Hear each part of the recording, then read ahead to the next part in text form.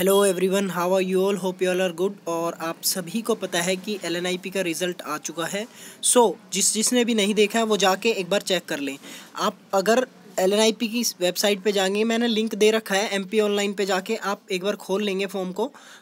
आपके सामने ऐसा फॉर्म खुलेगा, आप उसमें अपना एप्लीकेशन नंबर और डेट ऑफ बर्थ डालेंगे, ऐसा फॉर्म खुलेगा। तो उसमें आपको आपके स्पोर्ट्स अचीवमेंट के मार्क्स मिल जाएंगे, यहाँ पर इतने मिले हैं आपको, ठीक है। उसके बाद में वेटेज आप देखेंगे तो उसका इतना बनेगा, ठीक है। और फिर उसके बाद में 60 आउट ऑफ 60 में से आपको कितने मिले हैं उसका वेटेज आपको यहाँ पर मिल जाएगा।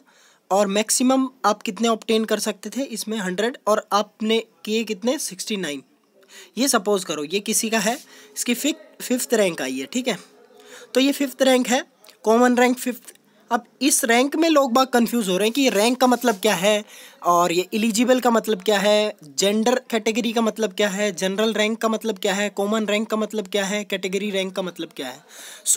इजी लैंग्वेज में हम समझेंगे तो सबसे पहले तो कॉमन रैंक होती है। ये कॉमन होती है, मतलब जितने भी, जैसे कि 6000 ने दिया है तो इसमें से आपकी कितनी रैंक आई है, तो इसमें से इसकी रैंक आई है फिफ्थ रैंक। अब जेंडर रैंक मतलब कि आप अपने जेंडर में कौन सी रैंक पे हैं, अगर मेल फीमेल, ये सिर्फ बीपीएड के लिए है, एमपीएड वालों में जेंडर नहीं दे रखा है, तो ठीक है। तो इसमें फिफ्थ रैंक है आपकी। तो जेंडर में भी ऐसे होता है कि 30 और 30, मतलब 30 ग्वालियर और 30 गुवाहाटी गर्ल्स के लिए फिक्स है सीट, तो इसीलिए जेंडर दे रखा है, लेकिन एमपीएड में ऐसा कुछ नहीं है। उसके बाद कैटेगरी रैंक, कैटेगरी मतलब आप कौन सी कैटेगरी से बिलोंग करते हैं, आप एससी से, एसटी से, या फिर ओबीसी से, या फिर आप करते हैं ईडब्ल्यूएस जो स्पेशल है आपकी, ठीक है, ईडब्ल्यूएस से। तो आप इनमें से कौन सी कैटेगरी में बिलोंग करते हैं उसकी आपकी कैटेगरी रैंक है, क्योंकि आप प्रोस्पेक्टस में जाके देखेंगे तो कुछ कैटेगरीज के लिए सीट फिक्स है। तो उन सीट का कैसे आपको फ़ायदा मिल सकता है, जैसे कि सपोज करो कि टोटल आपकी 20 सीट हैं एससी कैटेगरी में, लेकिन इसमें आपके आ गए हैं 40 स्टूडेंट। तो 40 स्टूडेंट्स में क्या हो गया, तो 40 में से 40 के 40 एससी कैटेगरी में नहीं जा सकते, उसमें से 20 ही जा सकते हैं। लेकिन सपोज करो जो 20 थे उन्होंने अच्छी रैंक हासिल कर ली और वो घुस गए जनरल कैटेगरी में। जब जो वो जनरल कैटेगरी में जाएंगे तो वो ऑटोमेटिकली 20 माइनस हो जाएंगे, और वो इसमें से हटके और ये कैटेगरी 20 में घुस जाएंगे, मतलब कि एससी कैटेगरी में वो काउंट होंगे। तो जिनकी रैंक 20 से ऊपर थी वो धीरे धीरे घटती जाएगी, क्योंकि जो 20 थे ये वाले सारे जनरल कैटेगरी में आ गए हैं। तो ये वाले जितने भी थे 20 से ऊपर, 21, 22, 23, 24, 25, ये सारे इनकी रैंक घटती जाएगी, क्योंकि इनको सीट एससी में टोटल 20 थी, तो उसमें ये घुसते जाएंगे और इधर से निकलते जाएंगे, क्योंकि उनकी अच्छी रैंक थी तो वो जनरल कैटेगरी में काउंट होंगे। तो इसीलिए अपनी कैटेगरी रैंक को भी देख के रखें कि कईयों की कॉमन रैंक ज़्यादा आ रखी है, और एक ये एलिजिबल का मतलब क्या है, और एक और मैं फॉर्म दिखाऊंगा उसमें नॉट मतलब एलिजिबल फॉर नेक्स्ट मतलब काउंसलिंग के दिखा रखा है, तो उसका मतलब क्या है, तो इसका मतलब भी हम समझेंगे। तो सबसे पहले देखिए कि कैटेगरी रैंक आप एक बार चेक कर लें कि कितनी कैटेगरी मतलब आपकी रैंक होने पे, आप जैसे मान लो कि आप ओबीसी में हो और ओबीसी में आपकी मान लो 45 रैंक है, तो ओबीसी में आपको पता है एमपीएड में 33 सीट है। तो 33, ये कोई ज़रूरी नहीं कि जो ये 33 ओबीसी वाले हैं ये सारे ही ओबीसी में घुसे, सबकी क्या पता 20 बंदों की अच्छी रैंक आई हो जो जनरल में चले जाए, तो इसमें से 20 मान लो जनरल में चले गए, तो यहाँ पर तो 13 ही लोग बचे, और 13, और यहाँ पे सीट कितनी है 33, तो ये 20 सीट तो और भरनी पड़ेंगी ना इनको कैटेगरी वाली। तो वो 20 सीट भरने के लिए जो 33 से ऊपर जिनकी रैंक थी ओबीसी कैटेगरी में, तो वो सारे इसमें आ जाएंगे 20 और, मतलब 33 से जो 20 और, मतलब 33 और 10 43 और 10 53, तो मतलब 53 तक रैंक वाले जितने भी थे वो ओबीसी की कैटेगरी में घुस जाएंगे, ओबीसी वाले।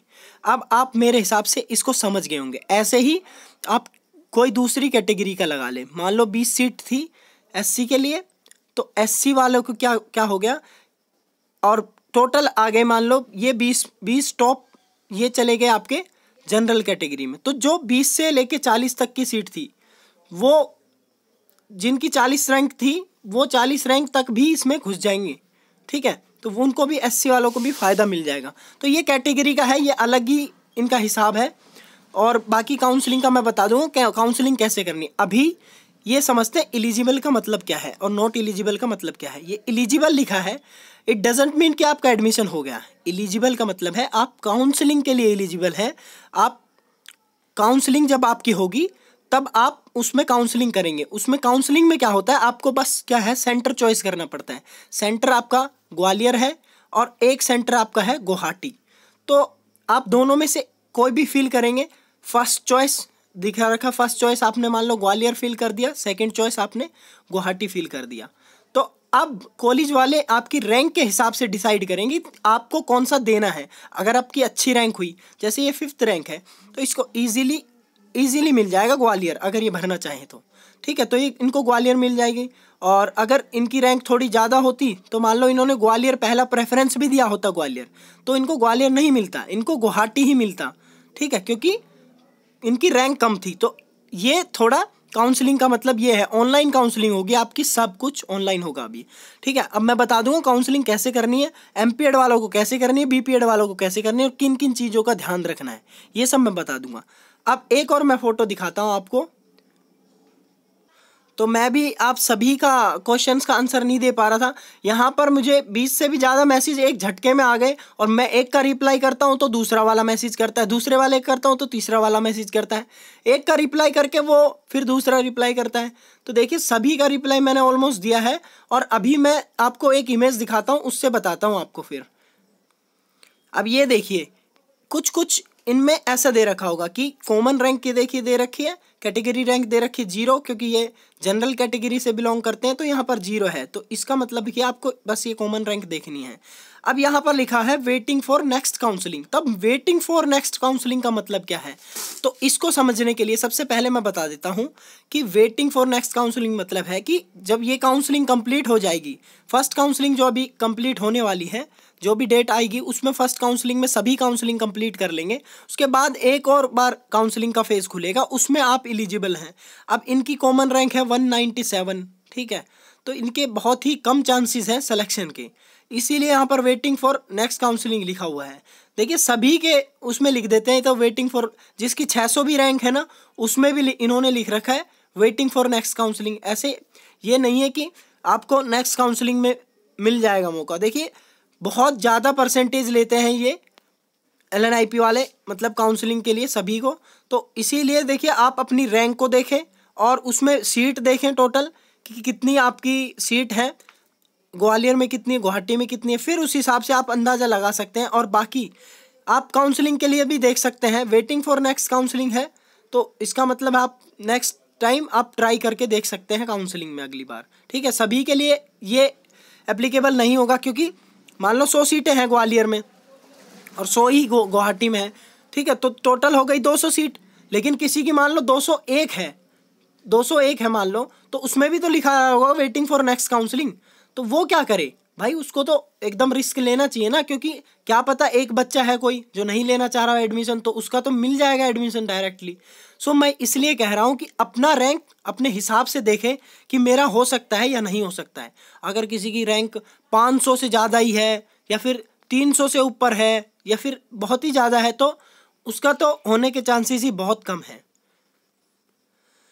सो होप अभी आप समझ गए होंगे कि क्या क्या है इसका मेल जोल। और बाकी मैं आपको काउंसलिंग के बारे में बता दूंगा कि MPED वालों को काउंसलिंग कैसे करनी है, क्योंकि MPED में काउंसलिंग का बहुत अच्छा रोल होता है एडमिशन दिलाने में, गुवाहाटी या ग्वालियर सेंटर भरने में। तो आपको कौन सा डिपार्टमेंट भरना है, आपको बायोमैकेनिक्स भरना है, ग्वालियर में भरना है, या फिर फिजियोलॉजी भरना है, साइकोलॉजी भरना है, पेडागोगी भरना है, या फिर हेल्थ एजुकेशन भरना है, कौन सा डिपार्टमेंट आपको भरना है ये भी मैं बता दूंगा। जब काउंसलिंग की डेट आएगी तब मैं आपको ये बता दूंगा। ठीक है, सो अभी तक आप सभी को रिजल्ट आपका मिल गया होगा, और जिन जिन का भी सिलेक्शन हुआ है और जो जो भी जैसे फर्स्ट रैंक आई है MPED में, ठीक है, तो जिन जिन की भी रैंक आई है फर्स्ट सेकंड थर्ड जो भी आई है, उनके लिए बहुत ज़्यादा कॉन्ग्रेचुलेशन है सभी को, और जिनका सिलेक्शन हो गया सभी को बहुत बहुत बधाइयाँ। और मिलते हैं नेक्स्ट वीडियो में। Until we meet, stay fit and stay healthy.